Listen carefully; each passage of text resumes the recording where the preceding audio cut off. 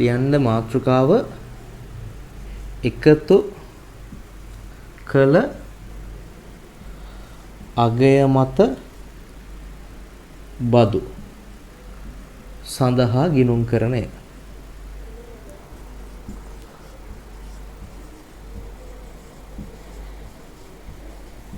එකතු කළ අගය මත බදු සඳහා ගිණුම් කරණය.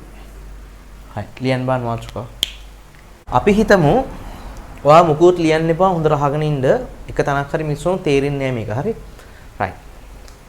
දැන් අපි හිතමු අපේ ව්‍යාපාරය ගාමන්ට් එකක් කියලා නැත්තම් ඇඟලුම්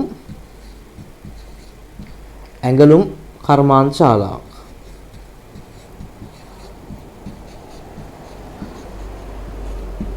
රයිට්. අපි හිතුව මේ තියෙන අපේ ඇඟලුම් කර්මාන්ත ශාලාව කියලා. ඒ කියන්නේ රෙදි හදලා විකුණන තැන ඇත්තටම හරි. රයිට්. මේ තියෙන අපේ ඇඟලුම් කර්මාන්ත ශාලාව. රයිට්. මට කියන්න බලන්න මේ බිස්නස් එකේ ටී-ෂර්ට් හදලා විකුණනවා නම් හරිද? ටී-ෂර්ට් හදන්න අවශ්‍ය අමුද්‍රව්‍ය මොනවද? දැන් කේක් එකක් හදන්න පිටිසීනි ඊට පස්සේ බිත්තරේ අනම්මනම් ඕනේ රසකාරක වර්ග. ඒවා අමුද්‍රව්‍ය නෙනේ. ඒ වගේ ටී-ෂර්ට් එකක් හදන්න අවශ්‍ය යෙදවුම් වෙන්නේ මොනවද? අපි යෙදවුම් කියලා කියන්නේ නේ. ඒ නිෂ්පාදන ක්‍රියාවලියට දාන ඒවා ඔයාලා දැන් ව්‍යාපාරද්ද ඉගෙන ගන්න නැතිනේ. යෙදවුම් කියන එක නිෂ්පාදන ක්‍රියාවලියට යෙදවුම් වෙන්නේ මොනවද? ටී-ෂර්ට් හදන්න. රෙදි, නූල්, බොත්තම් නේද? ෂිපර්ස් වර්ග අන්න ඒ වගේ ඒවානේ. ටී-ෂර්ට් හදන්න අවශ්‍ය යෙදවුම් වර්ග. නැත්නම් අමුද්‍රව්‍ය වලට අපි කියනවා අමුද්‍රව්‍ය. යෙදවුම් කියලා කියනවා. රයිට්. එහෙනම් දැන් අපිට මේ ව්‍යාපාරයට යෙදවුම් වර්ග ඕනේ නේද? රයිට්. ටී-ෂර්ට් හදලා විකුණන්න කර්මාන්තශාලාවට යෙදවුම් වර්ග ඕනේ. ඒ කියන්නේ අමුද්‍රව්‍ය නැත්තම් රෙදිපිලි නූල් බොත්තම් අන්න ඒ වගේ දේවල් ඕනේ. එතකොට අපිට ඒව මිලදී ගන්න වෙනවා කාගෙන්ද? සැපයුම් කරුවන්ගේ මිලදී ගන්න වෙනවා. අපි කියන්නේ ව්‍යාපාරයට අමුද්‍රව්‍ය සපයන අයට අපි කියන්නේ සැපයුම් කරුවෝ කියලානේ. අමුද්‍රව්‍ය සපයන අය.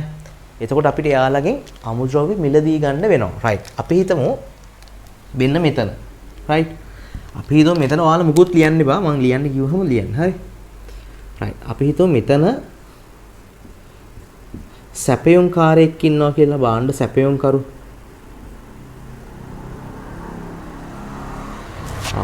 බාණ්ඩ සපයන සැපයුම් කාර්යයක් ඉන්නවා. අපි හිතමු අපි මෙයාගෙන් අමුද්‍රව්‍ය මිලදී ගන්නවා. අමුද්‍රව්‍ය මිලදී ගන්නවා කියලා හිතමු. සාමාන්‍යයෙන් දැන් මේකේ මොනවද අමුද්‍රව්‍ය වෙන්නේ? රෙදිපිලි නූල් බොත්තම් වගේ ඒවා නේද? හරි. අපි හිතමු අමුද්‍රව්‍ය ගැනීම. රයිට්.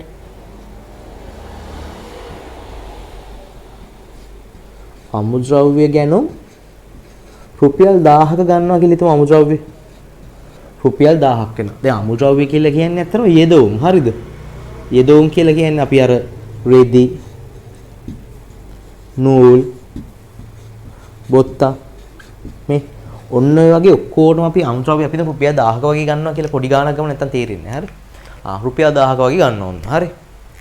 සැපයුම් කරුවන්ගේ ව්‍යාපාර රුපියල් 1000ක වගේ අමුද්‍රව්‍ය ගන්නවා. රයිට්. ඔන්න ඔයක ගනුදෙනුවක්නේ. දැන් අපේ ව්‍යාපාරේ වෙන්නේ මේක. හරිද? අපේ ව්‍යාපාරයයි සැපයුම් කරුවෝ අතර වෙන ගනුදෙනුව. රයිට්. ඔය ගනුදෙනුවට මැදට කෙනෙක් එනවා. රයිට්. මැදට කෙනෙක් එනවා කවුද දන්නවද? රජය එනවා. රජය. ගවර්න්මන්ට් එක කියලා කියන්නේ. ගවර්න්මන්ට් එක ඇවිල්ලා කියන මෙන්න මෙහෙම කතාවක්. මම ගවර්න්මන්ට් එක වෙන්න මෙතනින් අදින්න. හරි. මම මෙතනින් අදින්නකො රජය කියලා. මෙන්න මේ තියෙන්නේ රජය. හරිද? හොඳට අහගන්න නිකන් කතාවගේ මතක තියාගන්න. හරි. රජය. රයිට්. රජය ඇවිල්ලා දැන් මේ ගනුදෙනුවතර සැපයුම් කරුවයි අපේ ව්‍යාපාරය අතර වෙන මේ ගනුදෙනුවට රජය ඇවිල්ලා කියනවා රයිට්. සැපයුම් කරුට කියන්නේ හරි. මෙන්න මේ සැපයුම් කාර්යයට කියනවා හරි. ඔයාලා මේ අමුද්‍රව්‍ය ටික නැත්තම් මේ භාණ්ඩ ටික මේ කර්මාන්තශාලාවට විකුණද්දී හරිද? ඔයාලා කියන්නේ මේ සැපයුම් කරවන්න.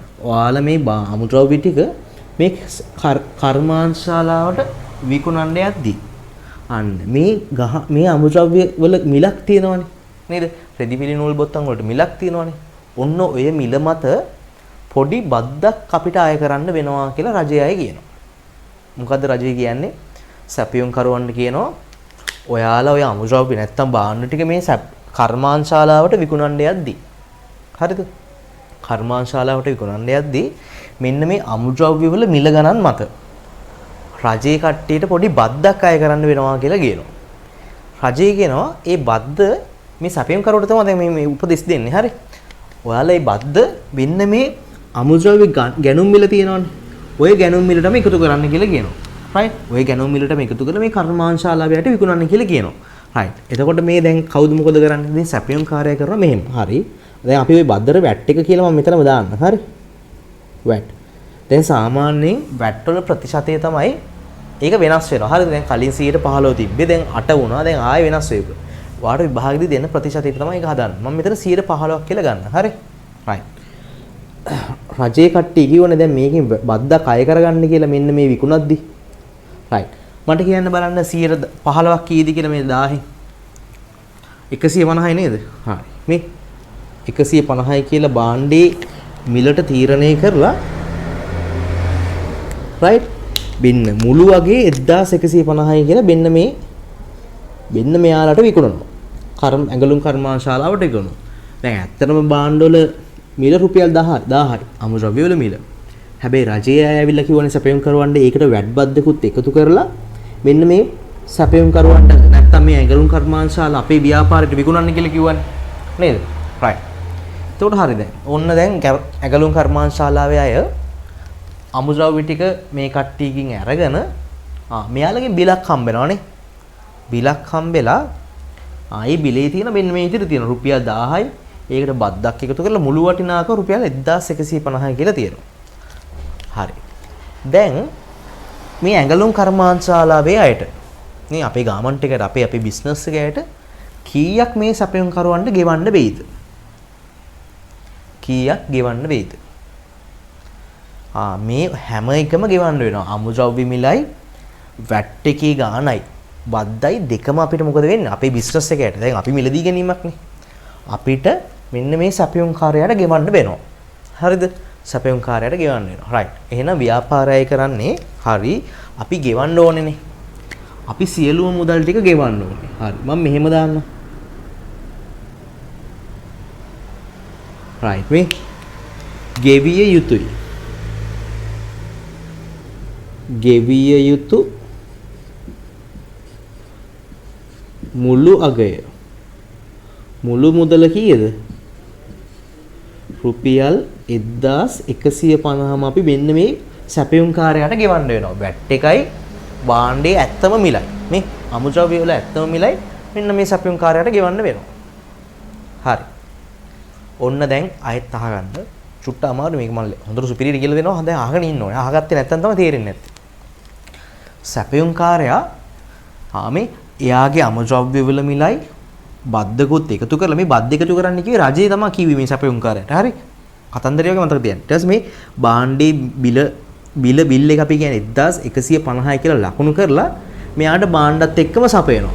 බිලත් දෙනවා. දීලා මේ කර්මාන්තශාලාවේ කට්ටියක මොකද කරන්නේ? මැනේජර් බලනවා. හරි අපිට ඔක්කොම වැට් එකයි භාණ්ඩේ බිලයි දෙකම මේ සැපයුම් කාර්යයට අපි ගෙවන්න ඕනේ. රයිට්. ඔක්කොම ගෙවනවා. හරි දැන් ගෙවුව කියලා හිතන්නකෝ. දැන් මේ සැපයුම් කාර්යයට 1150ක් හම්බ වෙනවනේ නේ. 1150ක් හම්බ වෙනවා. එයා මොකද දන්නවද කරන්නේ? ඔය 1150න් එයා රුපියල් 1000 තියාගෙන. රයිට්. මෙයාට 1150ක් හම්බ වෙනවනේ වැට් එකයි භාණ්ඩේ මිලයි. එයා කරන්නේ මේ 1150 තියාගෙන මේ සැපයුම් කාර්යය කරන්නේ 1150 තියාගන්න. 1150 රුපියල් 1000 තියාගන්න මේ. 1000 විතරක් තියාගන්න. විතරක් තියාගන්නවා. රුපියල් 1000 විතරක් එයා ගාව තියාගන්න. මෙයාට 1150ම හම්බුණා හැබැයි හරි. 1150ම හම්බුණා. හැබැයි මෙයා රුපියල් 1000 විතරක් තියාගෙන එයා ගාව ඉතුරු 150 මොකද කරන්නේ? වැට්ටගේ ඒ වට්ටගේ රජයට යවනවා. රජයට යවනවා. හොඳට අහගන්න. හරි. මේ රජයට යවනවා මේක මේ වැට් ප්‍රමාණය වැට්ටගේ රජයට යවනවා. වැට් එක රුපියල් 150යි මේක අපි රජයට යවනවා. සැපයුම් කාර්යය හරහා රජයට ගෙවනවා. මේ මම ඊතලේ දාලා තියෙන මේ රජයේ පැත්තටනේ. ඔන්න ඔහොම යවනවා. හරිද? හරි. ඔන්න ආයිත් කියන්න අහගන්න. සැපයුම්කාරයා එයාගේ අමුද්‍රව්‍ය වල මිල රුපියල් 1000යි. හැබැයි රජයේ කට්ටිය කිව්වා මේ සැපයුම්කාරයාට ඔයාලා මේ විකුණද්දි වැට් අගයකුත් එකතු කරන්න ওই භාණ්ඩේ මිලට. එකතු කරලා 1150ට මේ කර්මාන්තශාලාවයට විකුණනවා. නැත්නම් අපේ ව්‍යාපාරයට විකුණන්න කියලා කියනවා. සැපයුම්කාරයට කියන්නේ. ඊට පස්සේ ව්‍යාපාරය මොකද කරන්නේ? මේ වැට් අගයයි භාණ්ඩේ මිලයි දෙකම මොකද කරන්නේ? සැපයුම්කාරයාට ගෙවන්න ඕන. නැත්නම් ගෙවිය යුතු නැත්නම් ගෙවන්න ඕන. හරි. අපි තුන් ගෙව්වා කියලා. ගෙව්වට පස්සේ මෙයා මොකද කරන්නේ? සැපයුම්කාරයා එයාට අදාළ රුපියල් 1000 තියාගෙන මේ භාණ්ඩේ මිල රුපියල් 1000යිනේ. ඒක තියාගෙන එයා ඊටු අර අපේ ව්‍යාපාරයෙන් එකතු කරගත්ත 150 තියෙනවා. මෙයා ඇත්තට අපි ඉන්නේ මේ 150 දෙන්නේ මේ 1150 ඇතුළේ තියෙනවනේ. ඒක එයා ගාව තියාගන්න නැතුව එයා ඒක රජයට යවනවා. ඒක තමයි රජයේ බද්ද. හැබැයි සැපයුම්කාරයා හරහා තමයි ඒක යන්නේ. හරි. මේ අපිනේ ගෙවන්නේ ඇත්තටම. සැපයුම්කාරයා හරහා රජයට යනවා. රජයට යනවා. right. දැන් ඔයාට මම කිව්ව මතකද මේ නිෂ්පාදන ව්‍යාපාරේ. නිෂ්පාදන අපි මොකක්ද ඒකට කියන්නේ? නිෂ්පාදන ක්‍රියාවලියනේ. මේ අමුද්‍රව්‍ය කියන්නේ ව්‍යාපාරයේ ඉන්පුට්ද නැත්නම් අපි කියන්නේ යෙදවුම් කියලා කියන්නේ. යෙදවුමක්ද නිමවුමක්ද? මේකේ නිමවුම වෙන්න ඕනේ මොනවද? ටී-ෂර්ට් නේ. අවසාන නිෂ්පාදිතය. එහෙනම් මේවා මොනවද ව්‍යාපාරේ? යෙදවුම් නේද? මේ යෙදවුම්. ව්‍යාපාරයට යෙදවුම්. රෙදි නූල් බොත්තම් වගේ, කේක් හදනවා නම් පිටිසීනි බිත්තර වර්ග වගේ නේ යෙදවුම්. right. එහෙනම් මේවා යෙදවුම් නේද? අපිට මේවට මේ යෙදවුම් කියලා කියන්න පුළුවන් ව්‍යාපාරේ. මම කොළ පෑනේ ලියන්න පෙනීද දන්නේ නැහැ නේ. පේනවනේ මට කියන්න.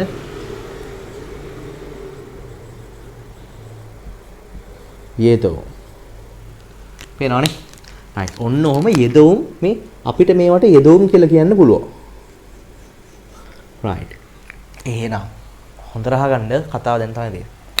එහෙනම් ව්‍යාපාරයට යෙදවුම් මිලදී ගනිද්දි මේ ව්‍යාපාරයට සැපයුම්කරුවන්ගෙන් යෙදවුම් මිලදී ගනිද්දි රජයේ විසින් පනවන බද්ද මේ සැපයුම්කාරය හරහා තමයි ඒක එන්නේ. රජයේ විසින් පනවන බද්දටත් අපි මොකක් කියලා කියනවද?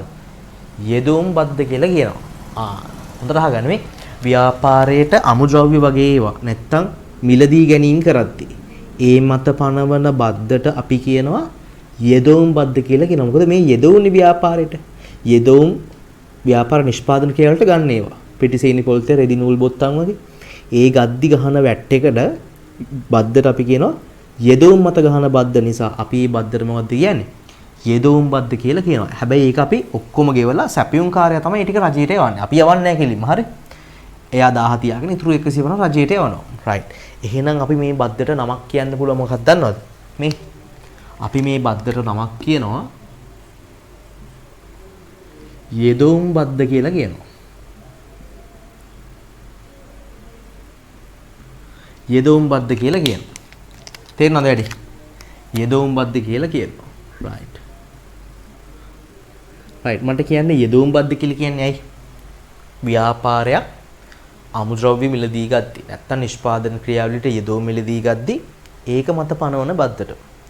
ඒක ව්‍යාපාරයයි තමයි සැපයුම්කාරයට ගෙවන්නේ. දෙකම ගෙවන්න ඕනේ. භාණ්ඩේ මිලයි බද්දයි දෙකම ගෙවන්න ඕනේ. ඊට පස්සේ සැපයුම්කාරයා යාළගේ රුපියල් 1000 තියාගෙන ආදායම යාගේ ආදායම තියාගෙන යා ඉතුරු අර වැට්ටගේ රජයට යවනවා. හැබැයි ඇත්තටම ව්‍යාපාරයයි තමයි ගෙවලා තියෙන්නේ නේද? අපි තමයි ගෙවලා තියෙන්නේ ඇත්තටම මේක. හැබැයි සැපයුම්කාරයා හරහා යන්නේ වක්‍රව යන්නේ. හරි. ඒ නිසා මොකද්ද? මේ බද්ද මේ සැපයුම්කාරයා හරහා යන බද්දට අපි කියනවා මොකද්ද නම? යෙදවුම් බද්ද කියලා කියනවා. right. හරි. හරි. දැන් රෙදි පිළි නූල් බොත්තම් කියන එක ඒ විදිහටම තිබ්බොත් ටී-ෂර්ට් වලට ටී-ෂර්ට් බවට පත් වෙනවද? දැන් ටී-ෂර්ට් මහන්නනේ මේ රෙදි ගන්නෙ නේ. මේ රෙදි නූල් බොත්තම් වගේ ඒවා ඒ ගත්තට පස්සේ ඒක ඒ විදිහටම තිබ්බොත් රෙදි ටී-ෂර්ට් බවට කන්වර්ට් වෙනවද? නෑනේ නේ. ටී-ෂර්ට් වෙන්නේ නෑනේ. ඒතකොට මොකද කරන්න ඕනේ? මොකද කරන්න ඕනේ එතකොට? ටී-ෂර්ට් බවට කන්වර්ට් වෙන්නේ නෑ. හරි. ටී-ෂර්ට් බවට කන්වර්ට් වෙන්නේ නෑ. එහෙනම් අපි මොකද කරන්නේ? රෙදි පිළි නූල් බොත්තම් මේ බලන්න. මම මෙතන නිකන් අඳින්නම්. අපි හිතමු මේ රෙදි නූල් බොත්තම් ඔන්න ඔය වගේ ඒවා අපි ටී-ෂර්ට් වල බවට පරිවර්තනය කරගන්න ඕනේ. ටී-ෂර්ට් බවට පරිවර්තනය කරගන්න ඕනේ. නේද? නැත්තම් අපිට කියන්න පුළුවන් මේ තියෙන යෙදවුම්නේ මේවා ව්‍යාපාරේ නිෂ්පාදනයට අවශ්‍ය යෙදවුම්. මෙන්න මේ යෙදවුම් ව්‍යාපාරේ නිමැවුම් බවට පරිවර්තනය කරන්න ඕනේ. නිමැවුම්. හරි. නිමැවුම් වලට කන්වර්ට් කරන්න ඕනේ. හැබැයි ඒ විදිහට තිබ්බොත් කන්වර්ට් වෙනවද නැහැ. අපි ඒකට මොකද කරන්න ඕනේ? අගයක් එකතු කරන්න ඕනේ. අගයක් කියන්නේ මෙහෙමයි. දැන් හිතන්නකො ටී-ෂර්ට් වල මිල 1000යි කියලා. මේකේ වටිනාකම වැඩි වෙන ඇත්තට මේ රෙදි නූල් පොත්ත වෙන වෙනම තිබ්බට 1000යි කියලා මේක ටී-ෂර්ට් එකේදී මොකද වෙන්නේ? ටී-ෂර්ට් එකක් විදිහට නිමවුමක් බවට පස්සේ මේකේ අගේ වැඩි වෙනවා. ඒ කියන්නේ අපි මොකද කරන්නේ? අර කපනවා, මහනවා, අයන් කරනවා, පැක් කරනවා කියලා කියන්නේ නේ. ක්‍රියාවලියකට භාජනය කරලා නිමවුමක් හදනවා. එතකොට අපි ඒක එතන අගයක් එකතු කිරීමක් වෙනවා භාණ්ඩයට. හරිද? භාණ්ඩයට අගයක් එකතු කිරීමක් වෙනවා. මම මෙතන ලියන්නම් මේ අගයක් එකතු වෙනවා. හරිද? මෙතනදී අපි කියන්නේ මේ කපනවා, කපලා, මහලා නේ.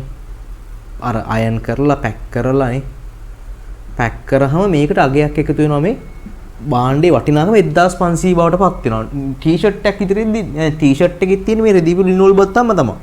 හැබැයි ඒව කපලා මහලා මේව වෙන හින්දා මොකද වෙන්න ඕනේ? මේ ටී-ෂර්ට් එකට අගයක් එකතු වෙලා තියෙන්නේ. මේ අගයක් එකතු වෙනවා. මම හිතන්නේ මෙතන ලියන්න මේ. හරි. මම මෙතන මේ ටික මකලා මම මෙහෙම ලියන්නම්කෝ. අගයක් එකතු කරනවා. ওই භාණ්ඩ වලට දැන් හිතන්නකෝ ඔයා පළතුරු කඩනවා කියලා. එතකොට මේ පළතුරු විදිහටම තියෙද්දි ඒක අගයක් නෑනේ නේ. පළතුරු කපලා බ්ලෙන්ඩ් කරලා සීනි දාලා නේද? පැණි ටිකක් දාලා මික්ස් කරලා ජූස් එකක් හදපුවම ඒක ගාණ වැඩිනේ. දැන් අඹ ගෙඩියක් කන්න ගියොත් රුපියල් 50ක් වුණොත් ඔයා ජූස් එකක් බොන්න ගියොත් රුපියල් 120ක් විතර එනවා. අර අගයක් එකතු වෙලා තියෙන්නේ. ඒතර ලාභය කියලා කියන්න පුළුවන් ඉතින්. අගයක් එකතු වෙලා තියෙන්නේ. අන්න ඒ වගේ ව්‍යාපාරයේ අය මේ අමුද්‍රව්‍ය ටික අරගෙන හරි මේ අමුද්‍රව්‍ය වල වටිනාකම 1000 කියලා තමයි ගන්නෙ මේ. හරි. වැට් එක නැතුව තමයි ගන්නෙ. හරි. වැට් එක නැතුව මෙන්න මේ අමුද්‍රව්‍ය වල වටිනාකම අරගෙන මෙයාලා මේකට අගයක් එකතු කරනවා. අපි කියනවා වැලියු එකක් ඇඩ් කරනවා මේ අමුද්‍රව්‍ය වලට. රෙදි පිළි නූල් බොත්තම් වලට අගයක් එකතු කරනවා. මේ මම ලියන්න අගයක්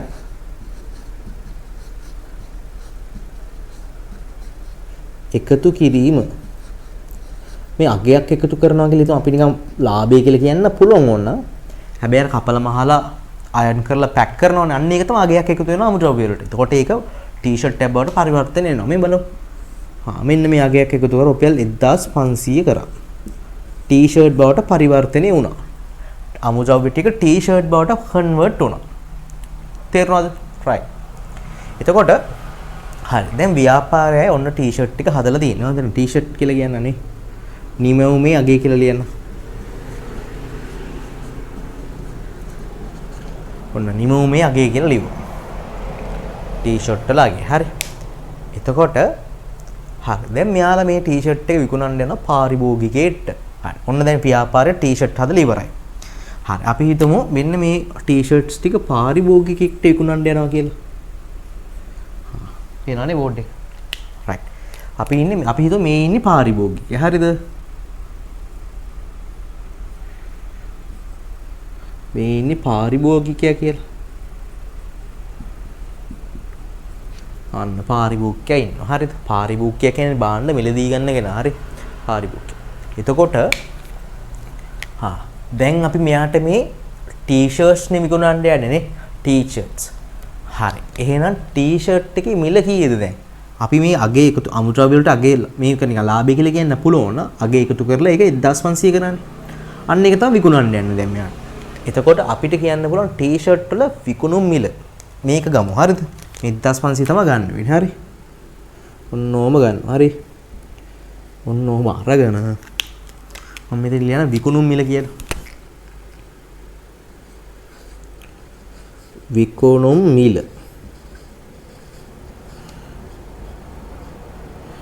ඔන්න 1500යි මෙයාට විකුණන්න යන්නේ දැන්. හරි. ටී-ෂර්ට්ස්. හරි. දැන් මෙතන ටී-ෂර්ට් නේ විකුණන්න යන්නේ නේ. right. එහෙනම් දැන් අපි මේ ව්‍යාපාරයට රෙදිපිලි නූල් බොත්තම් ගද්දී දොන් කියලා කියවනේ. එහෙනම් ටී-ෂර්ට් වලට මොනවා කියලාද කියන්නේ අපි? නිමැවුම කියලා කියනවා. හරිද? නිමැවුම. ඔන්න නිමැවුම කියලා කියනවා. නිමැවුම් කියන්නේ මොනවද ව්‍යාපාරේ? අවසාන නිෂ්පාදිතය තමයි නිමවුම කියලා කියන්නේ. හරිද? දැන් ව්‍යාපාරයක් දින හිම දන්නේ. දැන් මෙතන නම් නිමව වෙන්නේ මොනවද? ටී-ෂර්ට්. හරි. ටී-ෂර්ට් තමයි නිමවුම වෙන්නේ. ඔන්න දැන් විකුණන්න යනවා. දැන් බාණ්ඩි මිල කීයද? ටී-ෂර්ට් වල විකුණු මිල කීයද? රුපියල් 1500 කියලා තීරණය කරා. දැන් හරි. මේ අගයක් එකතු කරනවා කියන එක තේරෙනවනේ. හරි. ඔන්න දැන් අපේ ව්‍යාපාරයයි පිට ඉන්න පාරිභෝගිකයෙක්ගේ අතරේ තමයි දැන් වෙන්න යන්නේ. හරි. ගනුදෙනු වෙන්නේ. අපි දැන් අපේ ටී-ෂර්ට්ස් ටික විකුණන පාරිභෝගිකයට. දැන් ඔන්න ආයෙත් රජය එනවා. හරි. දැන් ආයෙත් රජය ඇවිල්ලා කියනවා මේ අපිට කියන්නේ දැන්. හරි. කර්මාන්තශාලාවට කියනවා ඔයාලා මේ ටී-ෂර්ට් ටික පාරිභෝගිකයන්ට විකුණන්න යද්දි. ආගන්න ඔයාලා මේ ටී-ෂර්ට් ටික මෙන්න මේ පාරිභෝගිකයන්ට විකුණන්න යද්දි මොකද කරන්න ඕනේ? රජය කියනවා අපිට ආයෙත් බද්දක් ගහන්න වෙනවා කියලා කියනවා. හරිද? අපිට ආයෙත් බද්දක් ගහන්න වෙනවා කියලා කියනවා. එතකොට දැන් මෙහෙමයි. එතකොට අපිට මේ විකුණන භාණ්ඩවල මිල මතත් ආයෙ බද්දක් ගහන්න වෙනවා. රයිට්? මොකද රජය කියන ඔයාලා දැන් ආයෙ විකුණනවනේ මේ ටී-ෂර්ට්ස්. ආයෙත් අපිට බද්දක් ගහන්න වෙනවා කියලා කියනවා. එතකොට රජය කියන ඔයාලා මේක විකුණද්දී මේ විකුණුම් මිලටම ඒ බදු වගේත් එකතු කරලා මේ පාරිභෝගිකයට විකුණන්න කියලා කියනවා. රයිට්. අපි ඒ බද්දත් වැට් කියලාම තමයි ගන්නෙ. හරි? වැට් කියලාම තමයි ගන්නෙ. 115යි කියලාම ගමු. රයිට්. දැන් 115ක් කොහොමද බලන්නේ 1500ට? කොහොමද? දැන් කැල්කියුලේටර් එක නැතුව මම හදන ක්‍රමයක් කියලා දෙන්න මේ ප්‍රතිශත. රයිට්. ඔයා 1500ට හිතන්න 10%ක් කීයද කියලා? ටක් ගාලා හිතන්න පුළුවන් නේද 10%ක්? 10%ක් කියන්නේ කීයද? මේ එක බිංදුවක අයින් කරාම හරි. 150යි. එහෙනම් 105ක් වෙන්න ඕනේ එකකින් භාගෙ නේද? 75නේ. එහෙනම් 115 කියන්නේ මේ දෙකේ එකතුව නේද? කීයද?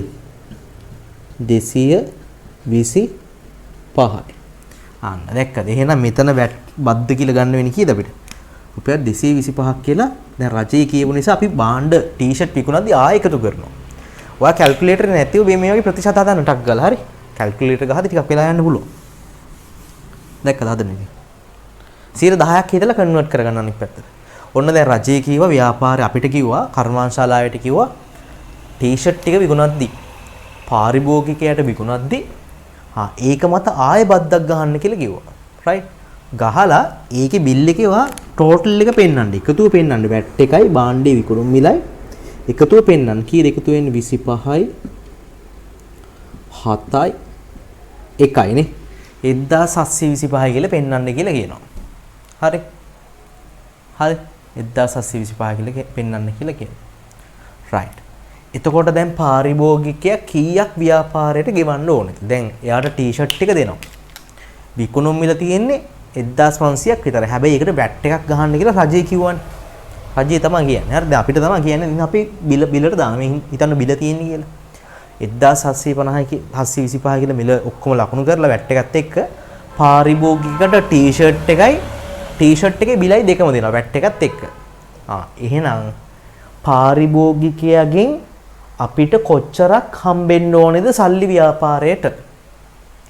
කොච්චරක් හම්බෙන්න ඕනේද ව්‍යාපාරයට? කියන්න පුළුවන්ද කාටද? කීයක් හම්බෙන්න ඕනේද? කීයක් හම්බෙන්න ඕනේද? ඔක්කොම සල්ලි කීයක් හම්බෙන්න ඕනේද? බාණ්ඩේ විකුණුම් මිලයි මේ වැට්ටාගේ මොකද කරන්න ඕනේ? ඒ දෙකම ව්‍යාපාරයට හම්බෙන්න ඕනේ කාගෙන්ද? පාරිභෝගිකයාගෙන් මේ දෙකම හම්බෙන්න ඕනේ. හොඳට අහගන්න එකක් හරි මිස්සුන් තේරෙන්නේ නැහැ මේ කතාව. හරි. අන්න ඔය දෙකම හම්බෙන්න ඕනේ මේ. අපිට ලැබිය යුතු මුළු මුදල.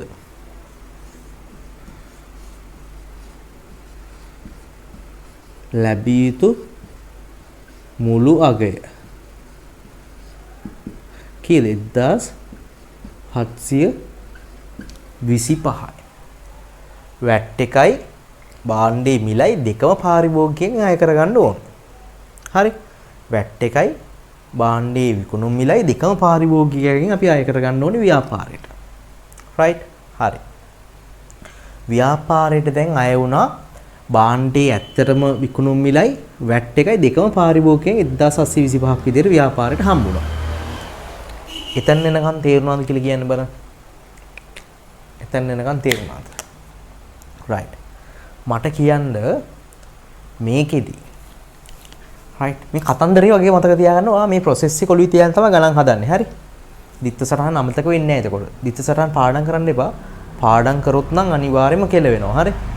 අනිවාර්යයෙන්ම ඔයාට එහෙම ප්‍රතිප එකක් දාගන්න පුළුවන්. හැබැයි මහන්සි වෙන්න මාර විදියට. මම මේ කියන්නේ මහන්සි වෙන්නේ නැතුව දිත්ත සටහන් හරි තර්කානුකූලව හදාගන්න. ඒ අයි හේතුත් එක කියන්නේ මේ. හරි. නැත්තම් මේකට අග්ගලා ඉවර කරන්න පුළුවන් මේ පාඩම. හරි. right. එතකොට 1725ක් අපිට හම්බුණානේ. right. එහෙනම් ව්‍යාපාරයයි මොකද දන්නවද කරන්නේ? ඕකෙන් මම මෙහෙම පල්ලෙහාට ගන්න මෙතනින්. ඕකෙන් මොකද කරන්නේ? දැන් ඇත්තටම මේ විකුණුම් මිල කීයද? 1500යිනේ. මෙයාලා රුපියල් 1500 තියාගන්න. මේ 1500 ව්‍යාපාරේ තියාගන්න. ආදායම විදිහට තියාගෙන මේ තියාගන්නවා. දැන් 1725ම හම්බුණානේ පාරිභෝගිකයන්ගේ ව්‍යාපාරයට. right. 1725ම පාරිභෝගිකයන් හම්බුණා ව්‍යාපාරයට. ඒකෙන් 1500ක් තියාගෙන 1500ක් තියාගෙන අර වැට්ටගයක් තියෙනව නේද? 1725 ඇතුළේ 225ක් තියෙනවනේ. ඔන්න ඔය 225 මොකද කරන්නේ? රජයට යවන්න ඕනේ. මේ මේ වැට් එක අපි තමයි දැන් යවන්නේ රජයට. හරි.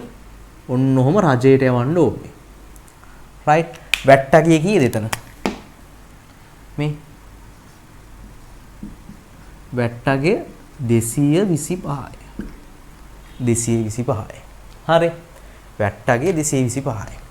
හොඳට අහගන්න.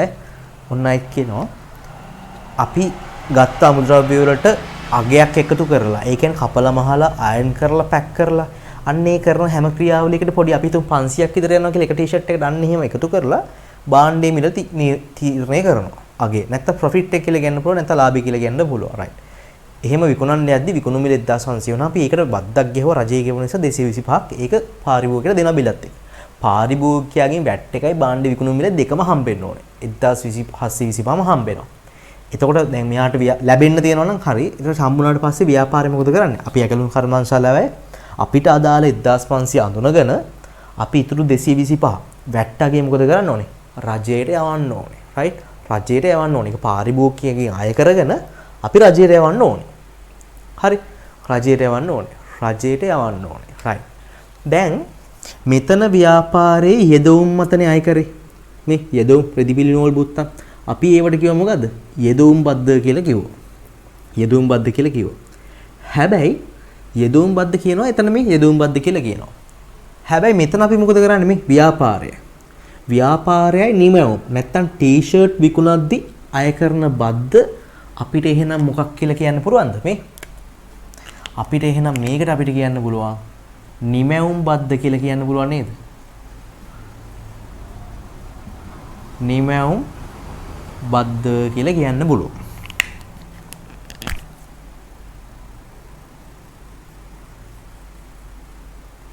නිමවුම් බද්ද කියලා කියන්න පුළුවන්. හරිද වැඩේ? right. මට කියන්නකෝ තේරුණාද වැඩේ? තේරුණාද කියන්න බලන්න. අපි අගයක් එකතු කරලා භාණ්ඩේ විකුණද්දි වැට් එකක් ගහලා ඒක පාරිභෝගිකයන් අය කරගන්න. 1725. ඒ 1725න් අපේ 1500 තමයි විකුණුම් මිල. ඒක අපි ආදායම් විදිහට තියාගෙන අපි තියාගන්න එක.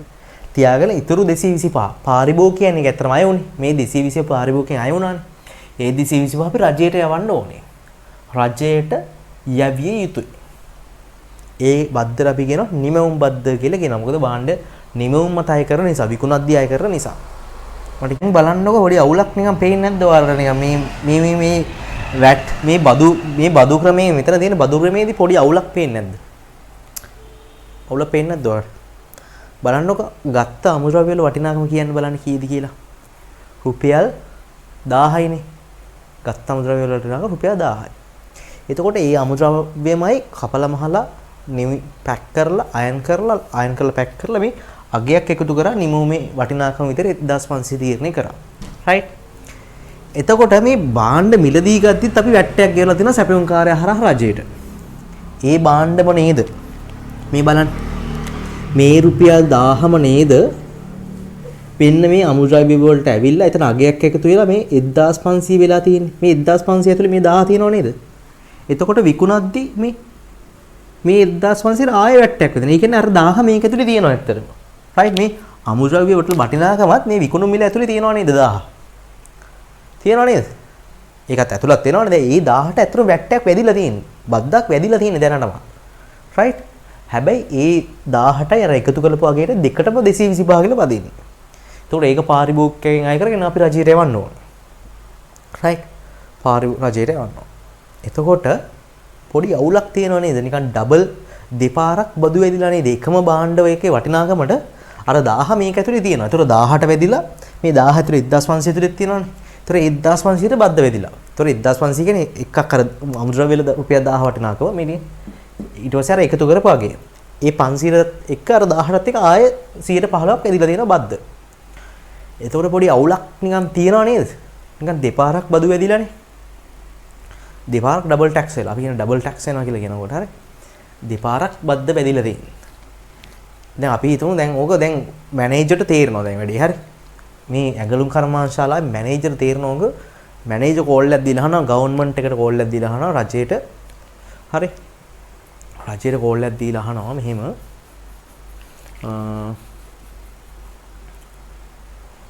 මොනවාද රජයට කෝල් එකක් දීලා අහනවා මෙහෙම අපි භාණ්ඩ මිලදී ගද්දිත් බද්දක් ගෙව්වා නේ අපි භාණ්ඩ මිලදී ගද්දිත් සැපයුම් කාර්යය හරහා රජයට බද්දක් ගෙවලා තියෙනවා. හැබැයි ඒ භාණ්ඩම අපි අගයක් එකතු කරලා ආය පාරිභෝගිකයට විකුණද්දී ආය මොකද වෙලා තියෙන්නේ? ආය බද්දක් ගහලා තියෙනවා. අපි මේ බද්ද ඒකත් රජයට යවලා තියෙනවා. ඕක පොඩි අවාසි සහගත තත්ත්වයක් තියෙනවනේ ව්‍යාපාරයේටනේ. මිලදී ගද්දිත් බද්දක් ගෙවන්න ඕන රජයට භාණ්ඩ විකුණද්දිත් පාරිභෝගිකයන් අරගෙන ඒක රජයට ගෙවන්න ඕනේ මේ බද්ද. පොඩි අසාධාරණ තත්ත්වයක් තියෙනවා අන්නතර. රයිට්. රජයේ ඔන්නෝකට පිළියමක් විදියට. ඔය ඩබල් ටැක්ස් එනවනේ. එකම අගේ මේ 1000 මේක ඇතුළේ තියෙනවා ඇත්තට මේ 1500 ඇතුළේ. ඔන්නෝකට පිළියමක් විදිහට. හරි. ඔන්නෝකට පිළියමක් විදිහට රජය කියනවා හරි ඔයාලා අමුද්‍රව්‍ය මිලදී ගත්ති මෙන්න මේ සැපයුම් කාර්යය හරහා ගෙවූ බද්ද තියෙනවනේ 150 රජයට අමුද්‍රව්‍ය මිලදී ගද්දි සැපයුම් කාර්යය හරහා රජයට ගෙවු මෙන්න මේ 150ක බද්ද තියෙනවනේ නේ ඒක අපි දැනටමත් ගෙවලා තියෙන සැපයුම් කාර්යය හරහා හැබැයි හරි මේ බලන්න මේ පාරිභෝගිකයන් අය කරගන්න බද්ද අපි කොහොම අය කරගෙන මේ 1725ම අරගෙන අපි 1500 තියාගෙන හරි 1500 තියාගෙන හරි 1500 තියාගෙන රජයට මෙන්න මේ 225 වැට් එක යවන්න ඕනේ. මේක අපි යවන්න ඕනේ. ඕක එකපාරටම යවන්නේ නැහැ. දැන් එක ටී-ෂර්ට් එකක් විකුණුවාම 225ක් යවනවා. ඊළඟ ටී-ෂර්ට් එක විකුණුවා 225ක් යවනවා නෑ. එහෙම කරන්නේ නැහැ. හරි. ඔක්කොම විකිනෙනකන් ඉන්නවා. මාසේ අන්තිමේට විකිනෙනකන් ඔක්කොම ටී-ෂර්ට් හිතමු 1000 2000ක් වික්ක කියලා. ඒ ඔක්කොම විකුණනකන් ඉඳලා හරි ඒ ටී-ෂර්ට් ඔක්කොම විකුණනකන් ඉඳලා ඔක්කොම ටික එකතු කරගෙන තමයි අපි රජයට යවන්න ඕනේ. තේරෙනවද? පාරිභෝගිකයන් අය කරගෙන ඒ වැට් ඔක්කොම එකතු කරගෙන ව්‍යාපාරයට එකතු කරගෙන අපි රජයට යවන්න ඕනේ. රයිට්. රජයට යවන්න ඕනේ. රයිට්.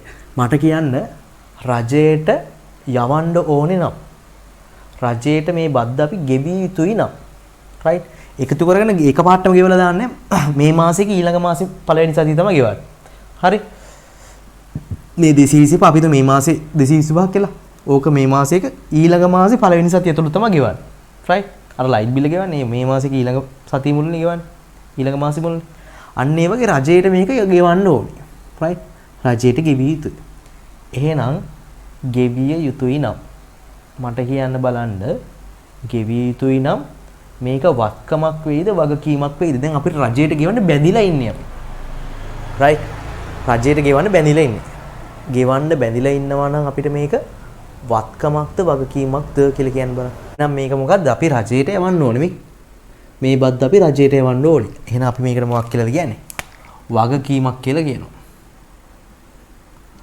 මේ වගකීම රජයට ගෙවිය යුතුයි right රජයට ගෙවිය යුතුයි හරිද නිමැවුම් බද්ද පාරිභෝගිකයන් අය කරගෙන රජයට ගෙවන්න ඕන. රයිට්. එහෙනම් අපි මේ ගෙවිය යුතු බද්ද කීයද කියන්න බලන්න මම මේ පල්ලෙහෙන් ලියන්නම්. මේ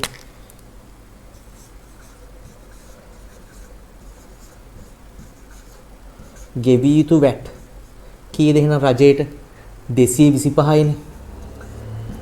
රයිට්. නැත්තම් මම මේකට කියන්න පුළුවන් මොකද්ද? නිමැවුම් බද්ද කියලා කියන්න පුළුවන් ඕන නේද? ඕනන්නේ කොහොමද ඉතින් නිමැවුම් බද්දේ රජයට ගෙවන්න ඕනේ. අපි පාරිභෝගිකයන් අරගෙන රජයට ගෙවන්න ඕනේ.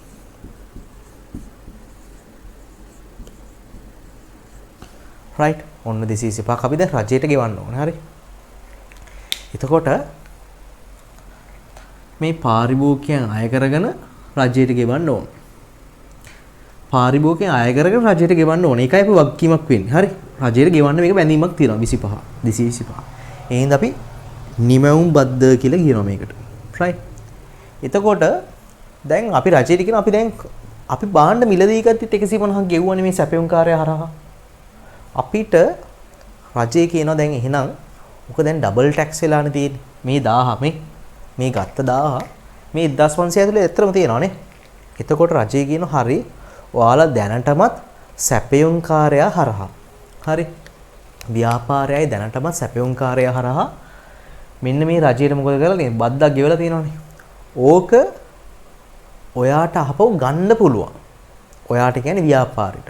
රජය කියනවා ඔය මේ සැපයුම් කාර්යය හරහා බාණ්ඩ මිලදී ගද්දි රජයට ගෙවු වැට් එක තියෙනවානේ බද්ද. නැත්නම් යෙදුම් බද්ද. ඔන්න ඕක ව්‍යාපාරයට ආපහු අය කරගන්න පුළුවන්. හරි. හැබැයි එක කොන්දේසියක් දානවා. අපි දේශීය ආදායම් දෙපාර්තමේන්තුවේ තියෙනවා වැට් සඳහා ලියාපදිංචි වෙනවා කියලා එකක්. හරි. වැට් සඳහා ලියාපදිංචි වෙනවා කියලා එකක් තියෙනවා. මෙන්න මෙහෙම. රයිට්. වැට් සඳහා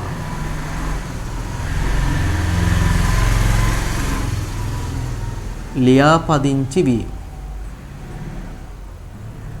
ඔන්න ඔය වැට් වලට ලියාපදිංචි වුණොත් හොඳට අහගන්න මේක තේරෙන්නේ නැත්නම් හරි.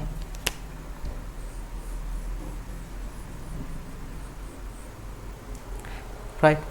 වෙන්න මේ වැට් සඳහා ලියාපදිංචි වුණොත්. රයිට්.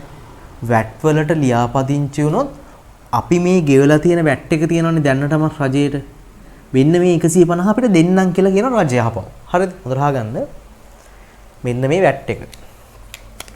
අපි සැපයුම් කාර්යය හරහා රජයට ගෙවලා තියෙන මේ 150ක වැට් එක හරි 150ක වැට් එක අපිට ආයෙ දෙන්නම් කියලා කියනවා මේ රජයේ කට්ටිය කියන හැබැයි අපිට කියනවා වැට් වලට ලියාපදිංචි වෙනවා කියලා එකක් තියෙනවා දේශීය ආදායම් දෙපාර්තමේන්තුවේ කියලා රජය කියලා ලියාපදිංචි වෙනවා වැට් රෙජිස්ටර්ඩ් වෙනවා කියලා කියන්නේ හරි වැට් වලට ලියාපදිංචි වුණාම අපිට වැට් එකක් මේ ගෙවපු වැට් එක තියෙනවනේ මේ 150 ඕක අපිට ආයෙ හම්බ වෙනවා රයිට් හැබැයි රජය කියන සල්ලි වලින් දෙන්නේ නැහැ. හරි? සල්ලි වලින් දෙන්නේ නැහැ. හරි? සල්ලි වලින් දෙන්නේ නැහැ. මෙන්න මේ රජයට මේ පාරිභෝගිකයාගෙන් අරගෙන රජයට ගෙවන්න බද්ද තියෙනවනේ 225ක් අපි රජයට ගෙවන්න ඕනේ. මෙන්න මේ ගෙවන්න ඕන 225න් 150 අඩු කරගන්න දෙන්නම්. රයිට්? අඩු කරගන්න දෙන්නම් කියලා කියනවා. අපි ඒකට කියනවා මේ ආපසු ලැබෙනවා. ආපසු ලැබෙනවා කියන්නේ සල්ලි වලින් ලැබෙන්නේ නැහැ. සල්ලි වලින් ලැබෙන්නේ නැහැ. රයිට්? අර අපි බාණ්ඩ මිලදී ගත්ත ගෙවපු වැට් එක තියෙනවනේ.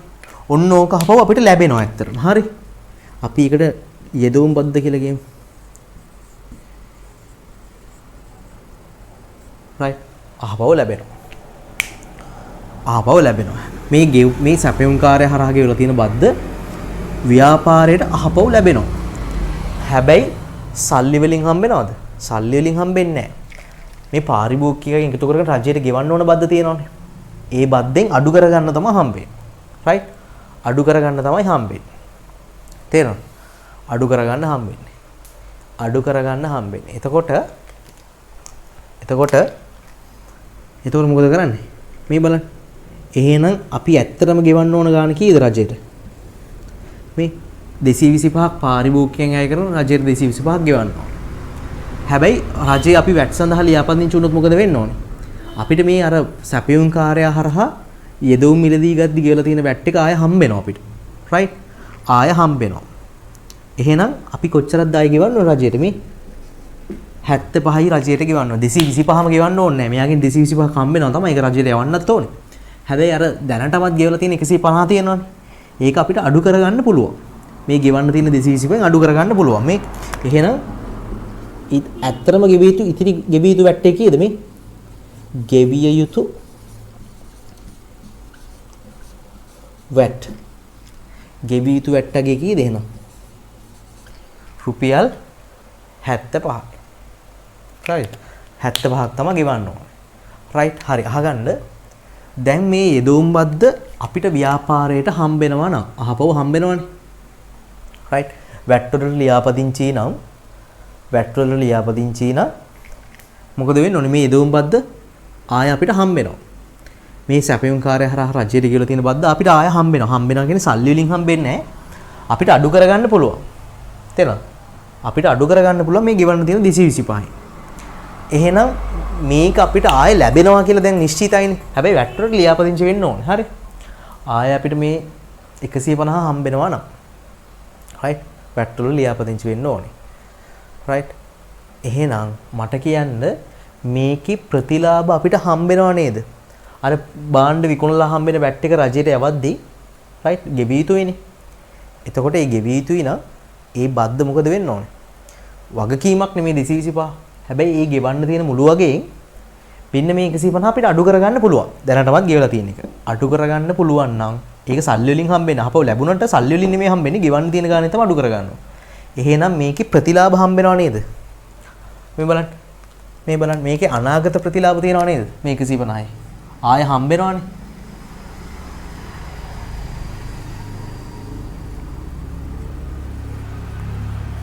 අනාගත ප්‍රතිලාභ හම්බෙනවනේ.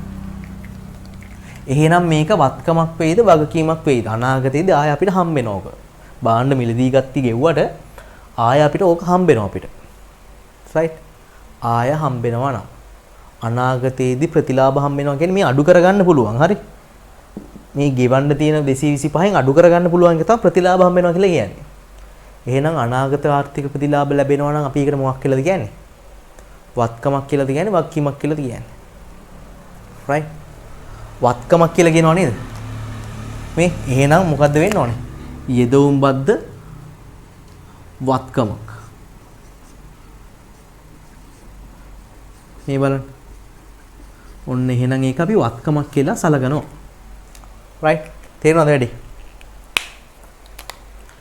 තේරෙනවද නේද?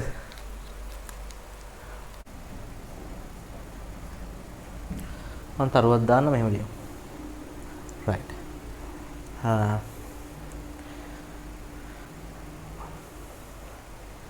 මෙහෙම ලියන VAT සඳහා ලියාපදිංචි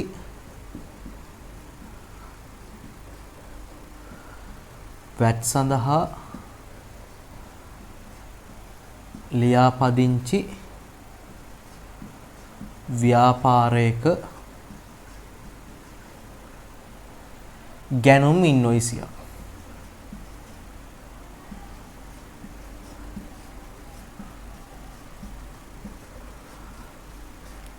ගැනුම් ඉන්වොයිසිය. right. නැත්නම් අපිට කියන්න පුළුවන් යෙදවුම් බද්ද කියලා කියන්න පුළුවන්.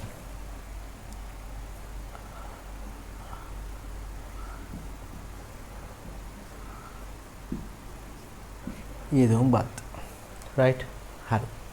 ලියා ගන්න. මාතෘකාව ලියන්න වෙනම.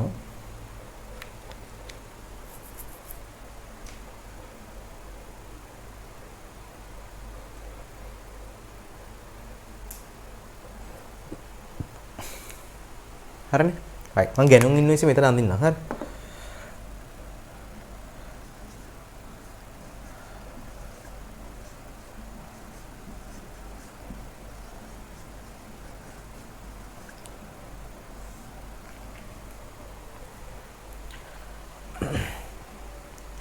right. ලකුණු කළ මිල.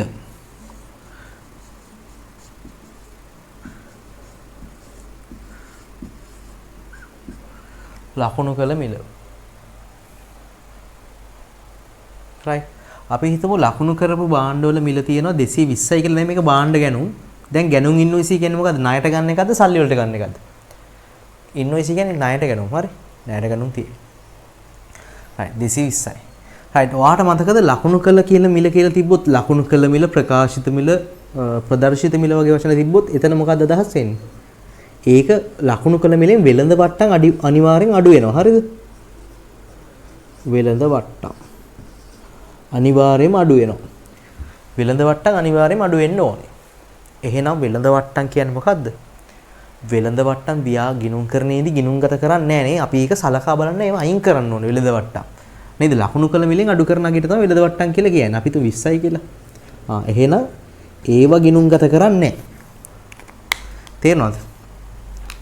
මෙන්න මේ ලකුණු කළ මිල කියලා තිබ්බොත් වෙළඳ වට්ටම් ගිණුම්ගත කරන්නේ නැහැ. මේක තමයි ගිණුම්ගත කරන්න ඕනේ. right අපි හිතමු මේ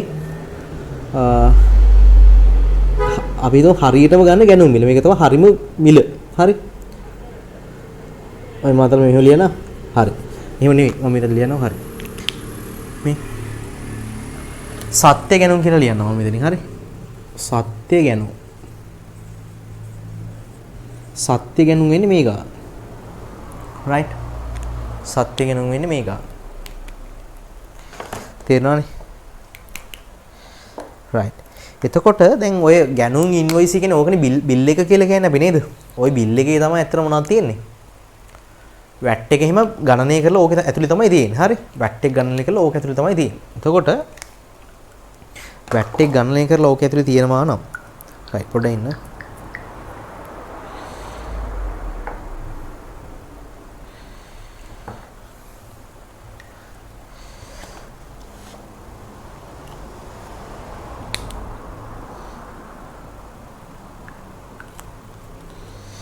right ඔන්න ඕකට තමයි වැට් එක වදින්නේ ඇත්තට. හරිද? මේ මෙන්න මේ 200 තමයි වැට් අගේ වදින්නේ. මම වැට් එක කියලා ලියන්නම් මෙතනින්. වැට් අගේ එකතු කරනවා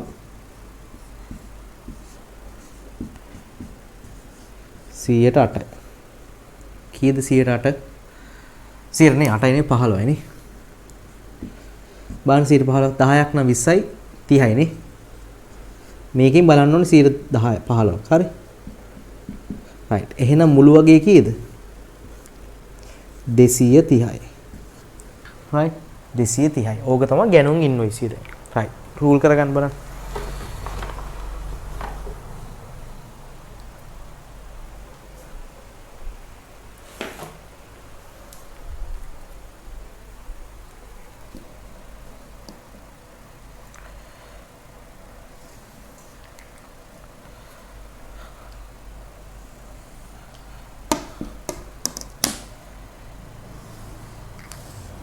right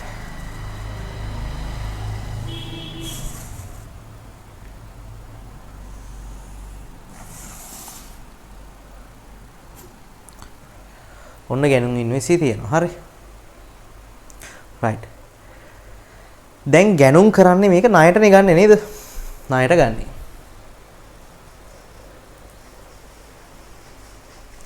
ණයට ගැනුම්. ණයට ගන්නේ ණයට ගැනුම්. right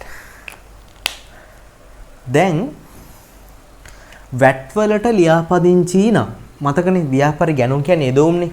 මතකනේ ප්‍රොසෙස් එක බලන්න දැන් පෙරලා. හරි.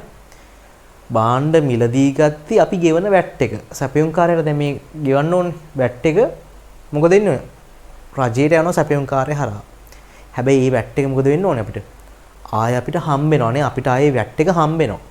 සල්ලි වලින් හම්බ වෙන අපිට ආය අඩු කරගන්න පුළුවන් නේ. ආය හම්බ වෙන ප්‍රතිලාභ හම්බ වෙනවා මේ වැට් එක ගෙවුවට ආය හම්බ වෙනවා. එහෙනම් වැට් වලට ලියාපදිංචි නම් මේ වැට් එක මොකද වෙන්නේ? ලියාපට වත්කමක් එනවා. මම ප්‍රොසෙස් එක නිකන් අඳින්නම් මෙතන. අපි හිතුව මේ ඉන්නේ සැපයුම්කරු කියලා.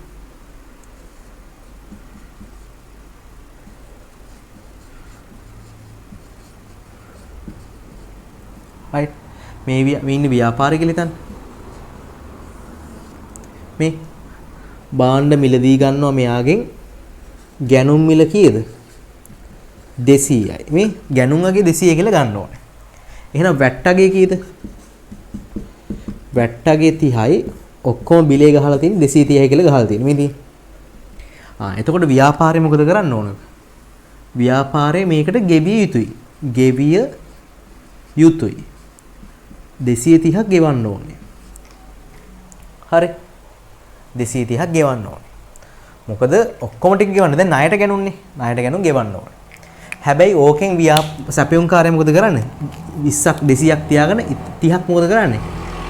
මේ රජයට යවනවා. රජයට යවන්න ඕනේ. තේරුණාද? රජයට යවන්න ඕනේ. රයිට්. රජයට යවන්න ඕනේ මේ වැට් එක. වැට් අගේ කීයද එහෙනම් රජයට යවන්න? 30ක් රජයට යවන්න ඕනේ. මේ ඉතුරු 200 තියාගන්න මේ 200 තියාගන්න. 200 තියාගෙන රජයට මේක යවන්න. හැබැයි මේක ව්‍යාපාරයට මොකද්ද වෙන්නේ අනාගතයේදී? ආයෙ ලැබෙනවා නේ. වැට් වලට ලියාපදිංචි නම් අපිට මේක ආයෙ ලැබෙනවා. මොකද්ද කියන්නේ? එහෙනම් ව්‍යාපාරයට මේක වත්කමක්. මේ වත්කමක් වැඩි වෙනවා. රයිට්. එහෙනම් ගෙවී යුතු වගේ කියන්නේ මේ ණය හිමි වගකීම නේද මේ? ගෙවන්න ඕන නම් සැපයුම් කරුවන්ට ණය හිමි වගකීම කොච්චරකින් වැඩි වෙනවද? 230යි. රයිට්. 230කින් වැඩි වෙනවා ගෙවන්න ඕන. හැබැයි අපි ගැනුම් කියලා අඳුන ගන්න ඕනේ කීයද? මෙන්න මේ ටික තමයි අඳුන ගන්න ඕනේ. 200 තමයි අඳුන ගන්න ඕනේ ගැනුම් වියදම කියලා. රයිට්. ගැනුම් වියදම. ඔන්න ඕක තමයි අඳුර ගන්න 200. තේරෙනවද? ඔන්න ඔය ටික තමයි බලපෑම් ටික. දැන් මේ වැට් එක ඇත්තටම මම මෙතන ලියන්නේ නැතුව මම මෙතන තමයි ලිව්වේ. හරි. මේ භාණ්ඩ බිලත් එක විකුණනවා. ඊට පස්සේ මෙයාගෙන් අපි ව්‍යාපාරේ මේ සැපයුම්කාරයට ගෙවන්න ඕනේ 230යි. වැට් එකයි භාණ්ඩයේ ගැනුම් මිල දෙකම. ඒතර ගෙවන්න ඕන නිසා සැපයුම් කරන්න ගෙවන්න ඕන ඒක ණය හිමි වක්කීම කියලා තමයි කියන්නේ. වක්කීම වැඩි වෙනවා. හැබැයි මෙයා 200 තියාගෙන රජයට 30ක් යවනවා. ඒක අපිට ආය හම්බ වෙනවනේ. ව්‍යාපාරයට ඕක ආය හම්බ වෙනවා අනාගතයේදී. වැට් වලට ලියාපදිංචි වෙනවා. එහෙනම් ඒක වත්කමක් වැට් වත්කම වැඩි වුණා. රයිට්. අපි දිත්ත සටහන හදමුද බලන්න. ඔන්න දිත්ත සටහන. හරි. හොඳට අහගන්න. රයිට්. ඔයා දන්නවනේ දැන් මොකද්ද දිත්ත සටහන් න්‍යාය? මම දිත්ත සටහන් න්‍යායත් මෙතන ලියන්න. වත්කම් වියදම් වැඩිවීම හර අඩුවීම බැරනේ. ඊට පස්සේ වගකීම් ඊට පස්සේ හිමිකම් ආදායම් වැඩිවීම බැර අඩුවීම හර. ඔන්න ඔක තමයි දිත්ත සටහන් න්‍යාය. රයිට්. මට කියන්න ව්‍යාපාරයේ ගැනුම් වියදම වැඩි වෙන්නේ කොච්චරද? ගත්ත භාණ්ඩ වල මිල කියලා ගන්න ඕනේ 200යි. එහෙනම් වියදමක්නේ ගැනුම් කියන්නේ. ගැනුම් වැඩිවීම හරද බැරද මේ වියදම් වැඩිවීම හර නේද? එහෙනම් ගැනුම් කියලා අපි හර කරන්න ඕන කොච්චරයිද? 200යි.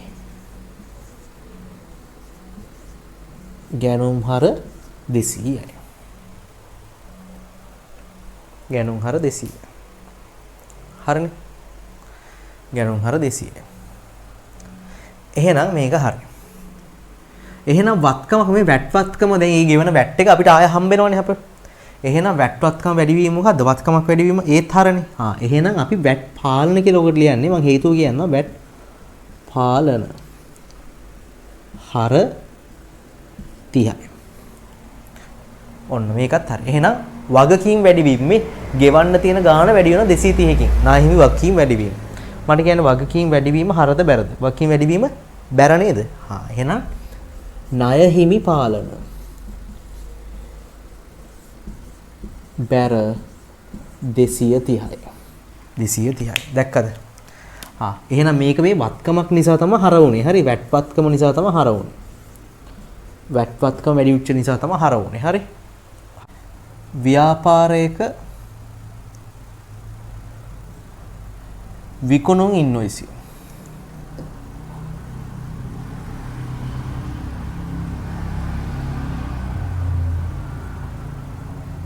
නැත්තම් විකුණුම් ඉන්වොයිස් කියන්නේ විකුණද්දී ආය කරන බද්ද මොකද? නිමැවුම් බද්ද.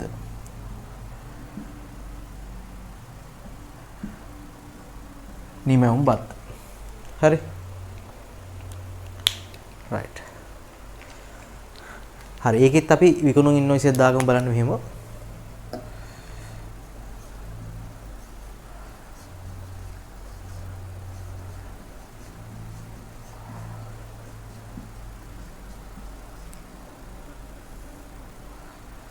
ඒකෙත් ලකුණු කළ මිල.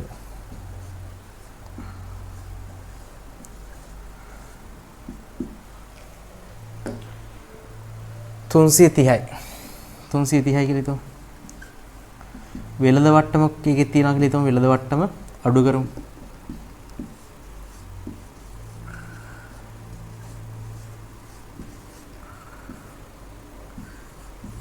මේ එතකොට මේක තමයි හරිම විකුණුම්. විකුණුම් වටිනාකම මේක තමයි හරිම විකුණුම් වටිනාකම. හරි. සත්‍ය විකුණුම්.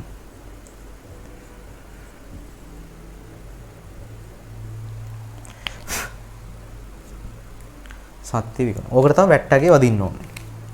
115.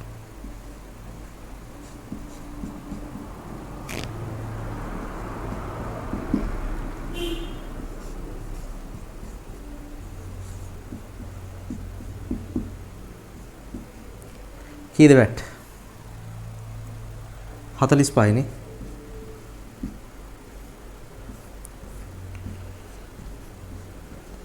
තුන්සිය 45. right. ඇඳ ගන්න බලන්න.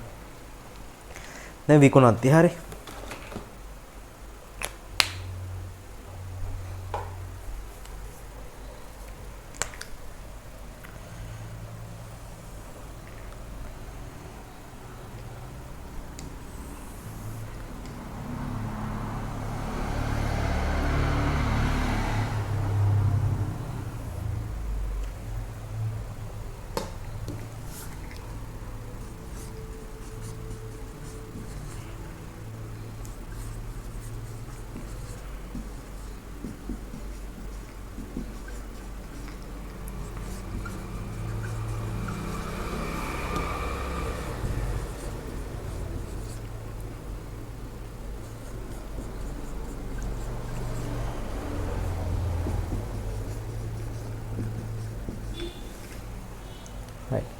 මෙන්න මේක තමයි දැන් දිත්ත සටහන් න්‍යාය මේක අපි දන්නවනේ.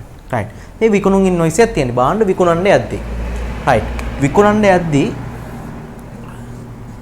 ව්‍යාපාරය එහෙම තියෙනවනේ. මේ පාරිභෝගිකයා මෙහෙම ඉන්නවා. පාරිභෝගිකයා ඔහොම ඉන්නවා. අපි මේ පාරිභෝගිකයාට බාණ්ඩ විකුණනවා. විකුණුම් මිලට දැන් විකුණුම් මිල කියලා ගන්න ඕනේ මේක. හරිද? මොකද මේ අපි සටහන් කළ මිලවත් වෙළඳ වට්ටමත් අපි ගිණුම්ගත කරන්නේ නැහැ. මේවා ගිණුම්ගත කරන්නේ නැහැ. එහෙනම් විකුණුම් මිල කියලා ගන්න ඕනේ කීයද? 300 තමයි ගන්න ඕනේ. right. ඔන්න ඕකට වැට් එක එකතු කරලා 45යි 345යි කියලා දාන්න. right. එහෙනම් මේක දැන් විකුණුම් ඉන්වොයිස් එකක් කියන්නේ ණයට විකුණුම්ද මුදලට විකුණුම්ද? ණයට විකුණුම්. හරි. එහෙනම් පාරිභෝගිකයන් කීයක් අය වෙන්න ඕනද ව්‍යාපාරයට? මේ ලැබිය යුතුයි. ලැබිය යුතු ගාණ කීයද? 345යි. 345ක් හම්බෙන්න ඕන. හැබැයි ව්‍යාපාරයේ 300ක් තියාගෙන 300ක් තියාගන්න ඕනේ ව්‍යාපාරේ. නේද? ව්‍යාපාරයේ අය 300ක් තියාගෙන මේ 300 තියාගන්න. 300 තියාගෙන මොකද කරන්න ඕනේ? රජයට යවන්න ඕනේ. රජයට යවන්න ඕනේ කොච්චරද?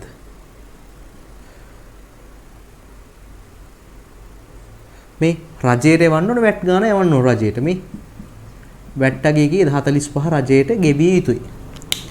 ගෙවිය යුතුයි නම් මොකද්ද මේක? අනිවාර්යයෙන්ම මේ වගකීමක් වෙන්න ඕනේ. ගෙවිය යුතුයි.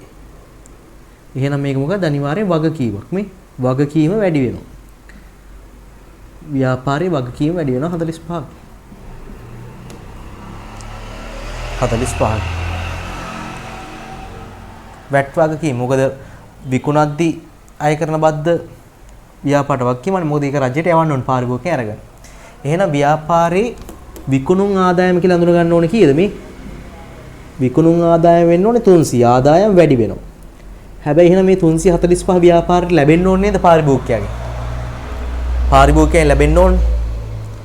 පාරිභෝගිකයන් ලැබෙන්න ඕන මොකද්ද? ලැබිය යුතු දේ. මේ ණයගැති. ණයගැති. මේ ණයගැති ලැබිය යුතු දේ. නැත්තම් ණයගැති වත්කම වැඩි වෙනවා මේ. ණයගැති වත්කම වැඩි වෙනවා. තේරෙනවද? ඔන්න ඔත් ටික තමයි බලපෑම. right. එහෙනම් අපි බලමු දිත්ත සටහන හදන විදිය. right. මේ බලන්න. ඉස්සෙල්ලා අපි මෙතන ගමු. ණය ගති වත්කම වැඩි වෙනවා. ඒ කියන්නේ වැට් එකයි දෙකම හම්බෙන්න තියෙනවානේ. ණය ගති වත්කම වැඩි වීම හරද බැරද? හරනේ. එහෙනම් අපිට ලියන්න පුළුවන් මොකද්ද? ණය ගති පාලන හර 345යි. right. හරි. එහෙනම් විකුණුම් ආදායම කියලා අඳුන ගන්න ඕනේ 300 විතරයි. හරි. වැට් නැතුව. එහෙනම් ආදායම වැඩි වීම මොකද්ද මේ? දිත්ත සටහන් න්‍යායයට අනුව බැර. ආදායම වැඩි වීම බැර. එහෙනම් විකුණුම් බැර කොච්චරයිද? විකුණුම් බැර 300යි. එහෙනම් වැට් අගය වෙන්න ඕනේ කීයද මේ? ඒක රජයට අපි යවන්න ඕනේ. වැට් අගය. වගකීමක් වැඩි වෙනවා. වගකීම වැඩි වීම මේ බැර. එහෙනම් වැට් පාලන බැර 45යි. වැට් පාලන බැර වෙන්නේ ඇයි? වගකීමක් වැඩි වෙන නිසා. වැට් වගකීම වැඩි වෙන නිසා තමයි වැඩි වෙන්නේ. හරි. අපිත් වැට් පාලන කියලා ලියන්නේ මම හේතුව දැන් කියන්න අන්තිමේට. හරි. right. ඔන්න වැට් පාලන කියනම හදනවා. මම මේ ඇයි පාලන කියන වචනේත් කියලා දෙන්නම් ඇයි කියලා. හරි. right. දිත්ත සටහන් දෙක ලියන්න ඕනේ. දැන් ලියලා තියෙන්නේ මම ආයෙ පැහැදිලි කරන්න තමයි ලිව්වේ. හරි. දැන් මෙතන වැට් පාලන කියලා හර වෙලා තියෙන්නේ ඇයිද? වත්කමක් නිසා තමයි හර වෙලා තියෙන්නේ. වත්කමක් නිසා. හැබැයි මෙතන බැර වුණේ ඇයි? වගකීමක් නිසා තමයි බැර වුණේ. right. බලන්න මේ. එහෙනම් හර වෙන එක කීයද? හර වෙන එක 30යිනේ. ඔන්න වැට් හර කරා. හැබැයි ප්‍රතිවිරුද්ධ ගිණුමේ නම තමයි ලියන්න ඕනේ. හරි. මෙතන ලියන්න ඕනේ ප්‍රතිවිරුද්ධ ගිණුමේ නම ණයහිමි පාලන කියලා තමයි මෙතන ලියන්න ඕනේ. ණයහිමි පාලන. ප්‍රතිවිරුද්ධ ගිණුමේ නම. තේරෙනවද? ප්‍රතිවිරුද්ධ ගිණුමේ නම. right. ඒ කියන්නේ මේක හරනේ බැර වෙන සටහනේ ගිණුමේ නම තමයි මෙතන ලියන්න ඕනේ. මේ බැර වෙන සටහන දාන්න ඕනේ නැහැ අපි. මේ හර මේ පාලන ගිණුමට මොකද වෙන්නේ කියන එක විතරයි ලියන්නේ. හරි. right. දැන් මෙතන හර වෙන්නේ මොකක් නිසාද?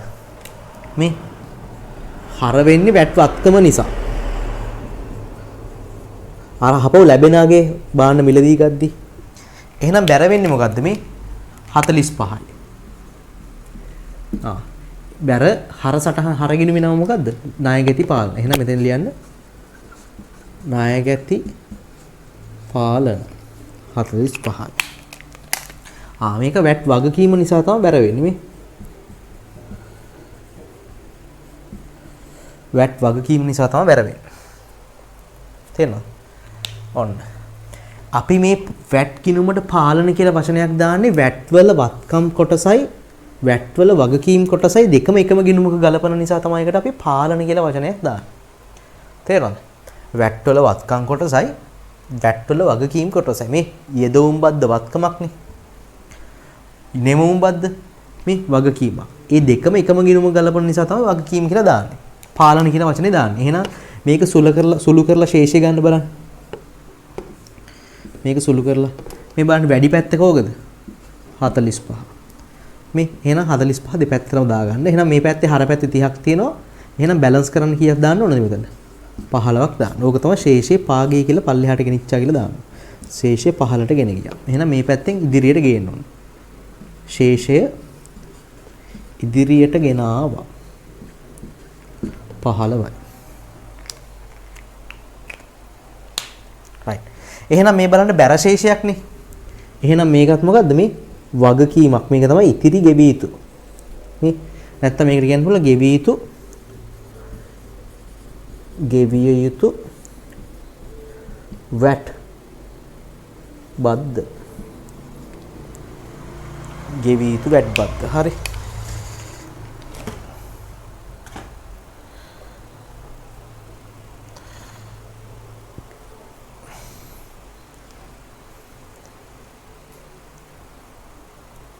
තේරුණා නේද වැඩි? ඒ කියන්නේ මේ වැට්වත්කම වැඩි වුණොත් එහෙම දැන් මේ පැත්තේ වැඩි වුණා කියලා හිතන්නකෝ. එතකොට මේ හර පැත්තෙන් එන්නේ ශේෂය. හරි. එතකොට අපිට කියනවා ලැබී යුතු වැට්වත්කම කියලා කියනවා. බැර පැත්තේ ශේෂය වැඩි වුණොත් බැර පැත්තෙන් આવොත් ඒක ගෙවන්න ඕනේ. යෙදුම් බද්ද වැඩි වුණොත් ඒ කියන්නේ වත්කම පැත්ත වැඩි වුණොත් එහෙම ඒක අපිට ලැබෙන්න ඕනේ හපව. හරි. රජයෙන් ලැබෙන්න තියෙන විදිහ තමයි ගන්න ඕනේ. වත්කමක් විදිහ තමයි ගන්න ඕනේ. ඔන්න විදිහට දාගන්න බලන්න. සඳහා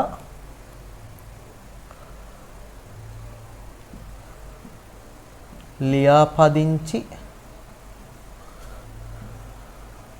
නොවු වැට් සඳහා ලියාපදිංචි නොවු ව්‍යාපාරයකට ලැබෙන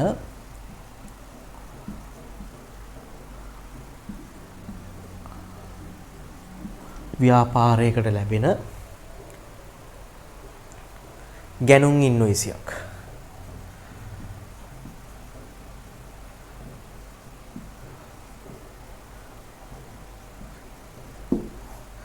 වැට් සඳහා ලියාපදිංචි නෑ. හරි. හයිලයිට් කරගන්න වැට් සඳහා ලියාපදිංචි නොවු කියන එක.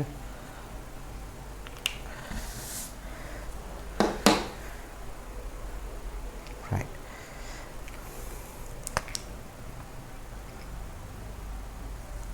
දැන් මේකත් ණයට ගැනුම්. හරි.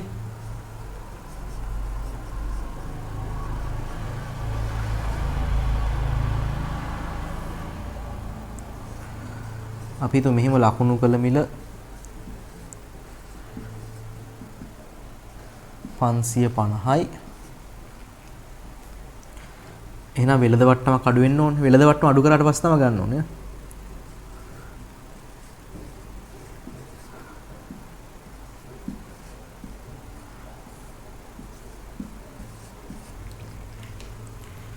එහෙනම් වැට්ටගේ කීයද?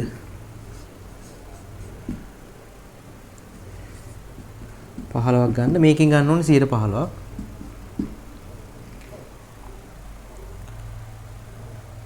හැත්ත පහයි.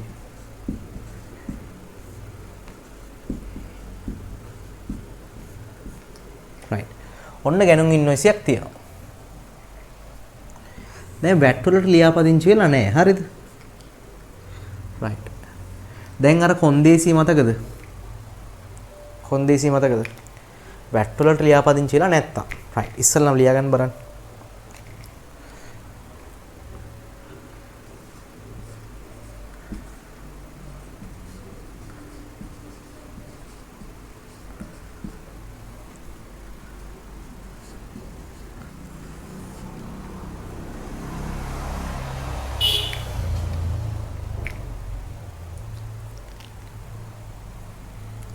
right. මේ සැපයුම්කාරයාගේ මිලදී ගද්දි ගැනුම් මිල විදිහට සටහන් වෙන්නේ එහෙනම් කීයද?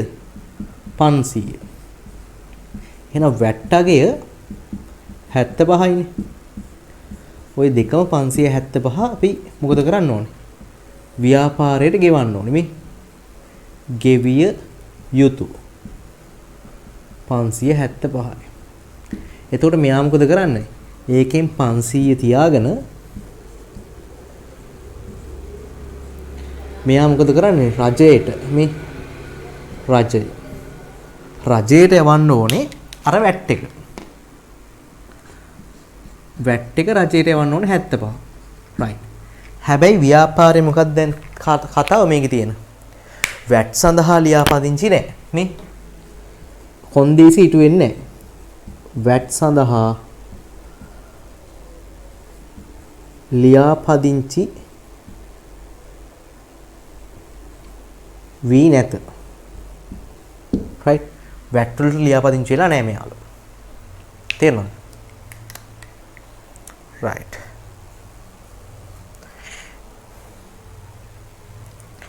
right. හරිනේ. දැන් හොඳට අහගන්න. දැන් මේක ඉවර අපි. වැට් වලට ලියාපදිංචි වෙලා තිබ්බේ නැත්තම් මේ 75 අපිට ආය හම්බෙන්නේ නැහැ. නේ? සැපයුම්කාරය හරහා අපි රජයට ගෙවුවට අපිට ඕක අනාගතයේදී හම්බෙනවනේ. හැබැයි වැට් වල ලියාපදිංචි වුණොත් මේක ආය හම්බෙන්නේ නැහැ. ආය නොලැබේ කියලා ලියමු. නොලැබේ. ඒ කියන්නේ මොකද්ද? වත්කමක් වෙන්නේ නැහැ. මේක වත්කමක් නොවේ. මේක තව දුරටත් ව්‍යාපාරයේ වත්කමක් වෙන්නේ නැහැ. right. ඔය වැට් එක ගෙවුවොත් ගෙව්වම තමයි. ආය ගන්න බෑ කවදාවත්. හරි. ගියොත් ගියාම තමයි. right. ආය හම්බෙන්නේ නැහැ. හැබැයි වැට් විදිහට ලියාපදිංචිලා නැත්තම්. දැන් අපි කලින් එකේ ගැනුම් වියදම කියලා හඳුනාගත්තේ ගැනුම් වටිනාකම විතරයිනේ. එහෙනම් වැට් වලට ලියාපදිංචි උනේ නැත්තම් වැට් එකයි ගැනුම් මිලයි දෙකම මොකද වෙන්න ඕනේ? මේ ගැනුම් වියදම කියලා අඳුන ගන්න ඕනේ මොකද්ද? ගැනුම් වියදම කියලා අපි වැට් එකයි දෙකම අඳුන ගන්න ඕනේ. තේරෙනවද? වැට් අගයයි ගැනුම් අගයයි දෙකම ව්‍යාපාරේ ගැනුම් වියදම වෙන බවට පත් වෙනවා. අය වැට් එක හම්බෙන්නේ නැහනේ. නැත්තම් වත්කමක් වෙනවා. රයිට්? වත්කමක් වෙනවා. දැන් අපි වැට් සඳහා ලියාපදිංචි නම් මේක අපිට හම්බ වෙනවා. මේ 500 තමයි අපි ගැනුම් වියදම වෙන්න ඕනේ. හැබැයි වැට් වල ලියාපදිංචි නැත්තම් මොකද වෙන්න ඕනේ? වැට් එකයි ගැනුම් වගේ දෙකම ව්‍යාපාරේ ගැනුම් වියදම බවට පත් වෙනවා. අපි වැට් වියදමක් කියලා කියන්නේ ඒ වැට් අගයත් ගැනුම් අගයටම එකතු කරලා ඒක තමයි ව්‍යාපාරේ ගැනුම් වියදම බවට පත් වෙන්නේ. එහෙනම් මේක ගෙවන්න ඕන මේක මොකද්ද? ණය හිමි වගකීම. ණය හිමි වගකීම වැඩි වෙන කොච්චරකින්ද? 575කින්. රයිට්? වත්කම් නැහැ. මේක ආය හම්බෙන්නේ නැහැ. හරි? රයිට්. එහෙනම් මම මේක දෙකටම හදලා පෙන්නන්න මේක ලියාපදිංචි වෙලා තිබ්බොත් කොහොමද සර් ලියාපදිංචි වෙලා තිබ්බේ නැත්තම්. රයිට්? අපි මේකම ඉගෙන ගමු ලියාපදිංචි වෙලා නැත්තම්. වැට් සඳහා ලියාපදිංචි no. රයිට්? දැන් මේක තමයි මේ ගානට අදාළ එක. මම මේකම වැට් වලටත් ලියාපදිංචි උනොත් කොහොමද කියලා පෙන්නන්න දිස්සටහන්. හරි?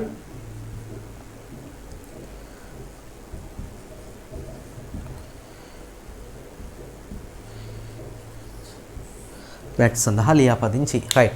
අපි හිතුව වැට් වලට ලියාපදිංචි උනොත් ව්‍යාපාරේ වැට් මේක වත්කමක් වෙනවනේ. මේ රජයට ගෙවන එක අපිට ආය හම්බ වෙනවා. එහෙනම් වැට් වත්කමක් වැඩි වීම හරනේ. දැන් කලින් කරේ මේ වැට් පාලන හර 75යි. හැබැයි අපි ගැනුම් වියදම වෙන්න ඕනේ 500 විතරයි. රයිට්? එහෙනම් ගැනුම් වියදම වැඩි වීම හරනේ. මේ වැට් වලට ලියාපදිංචිලා තිබ්බොත් හර 500යි. ওই දෙකම අපි මොකද කරන්න ඕනේ? මෙහෙට ගෙවන්න ඕනේ. එහෙනම් ණය හිමි වගකීම වැඩි වීම බැර. ණය හිමි පාලන බැර 575යි. මේ වත්කමක් වෙනවා. වැට් සඳහා ලියාපදිංචි නම් මේක වත්කමක්. හරි? හැබැයි වැට් වලට ලියාපදිංචි වෙලා නැත්තම් මෙන්න මේ වැට් අගයත් මොකද කරන්න ඕනේ? ගැනුම් අගයටම එකතු කර ගන්න ඕනේ. මේ මං කිය වැට් වලට ලියාපදිංචි වෙලා නැත්තම් ගැනුම් එකයි වැට් එකයි දෙකම මොකද්ද? ව්‍යාපාරේ ගැනුම් වියදම කියලා තමයි සලකන්න ඕනේ. එහෙනම් ගැනුම් වියදම වැඩි වුණා නම් මොකද වෙන්න ඕනේ? හරනේ. එහෙනම් අපි ගැනුම් කියලා තමයි දාන්න ඕනේ. ගැනුම් හර 575යි. දැක්කද? 575යි. රයිට්? වත්කමක් කියලා අඳුනගන්න. දැන් මෙතන මේ ගැනුම් ලියාපදිංචි නම් ගැනුම් වියදම වෙන්න ඕනේ 575 වෙනම වත්කමක් විදිහට අඳුන ගන්නවා. හැබැයි වැට් වලට ලියාපදිංචි වෙලා නැත්තම් අපි මේ ගෙවන වැට් එක සැපයුම්කාරය හරහා රජයට ආය හම්බෙන්නේ නැහැ. එහෙනම් ඒක වත්කමක් වෙන්නේ නැහැ. රයිට්? වත්කමක් වෙන්නේ නැහැ. එහෙනම් ඒ හර වැට් වලට හර කරන වත්කම ගැනුම් වියදම බවට පත් වෙනවා. මේ 575 බවට පත් වෙනවා. ඉතින් ගෙවන්න ඕන ටික ණය හිමි පාලන කියලා බැර කරන්න ඕන. ණය හිමි පාලන වැට් එකයි දෙකම අපි සැපයුම්කාරයට ගෙවන්න ඕනේ. 575යි. දැක්කද? එතකොට වැට් සඳහා ලියාපදිංචි වුණොත් තමයි ඔය යෙදවුම්බද්ද ව්‍යාපාරයේ වත්කමක් වෙන්නේ. හරි? රයිට්? ඔය මිලදී ගන්න සීන යෙදවුම්බද්දක සම ඔය ලියාපදිංචි නැද්ද කියන එක අදාළ වෙන්නේ. විකුණද්දි කොහොමත් ඒක රජ ව්‍යාපාරයට වගකීම. හරි? රජයට යවන්න ඕන අනිවාර්යයෙන්. හැබැයි ලියාපදිංචි වුණොත් අපි සැපයුම් භාණ්ඩ මිලදී ගද්දි සැපයුම්කාරයට ගෙවන වැට් එක අපිට ආය හම්බ වෙනවා. ඒ හින්දා වත්කමක් ගැනුම් ටික වෙනම අඳුර ගන්න ඕනේ. හැබැයි වැට් සඳහා ලියාපදිංචි වෙලා තිබ්බේ නැත්තම්. රයිට්? ගැනුම් අගයයි වැට් අගයයි දෙකම ව්‍යාපාරයේ ගැනුම් වියදම විදිහට අඳුන ගන්න ඕනේ. අර වැට් අගය ආය හම්බෙන්නේ නැහැ. ඒක වත්කමක් වෙන්නේ නැහැ. ඒකයි මේ 75ත් මෙතනම එකතු කරා. එකතු කරලා ගැනුම් වියදම 575යි වත්කම් මුකුත් නැහැ. වැට් වත්කම් නැහැ. ණය හිමියන්ට මේ දෙකම ගෙවන්න ඕනේ. රයිට්? සැපයුම්කාරයට ගෙවන්න ඕනේ. මේක තමයි එහෙනම් මේකට අදාළ දිත්ත සටහන. මේ කතාවට අදාළ දිත්ත සටහන තමයි මේක. මම මේක ලියුවාට තේරුම් ගැනීමට පහසුයි. වැට් සඳහා ලියාපදිංචි වුණොත් කොහොමද? රයිට්? ඔන්න ඕක තමයි වැට් කතන්දරේ අපිට දැන් තියෙන ගණන් ටිකක් හදාගෙන යන්න තමයි තියෙන මූලික සටහන් පොත් තියෙන පොඩ කරාම ලේසියි. හරි?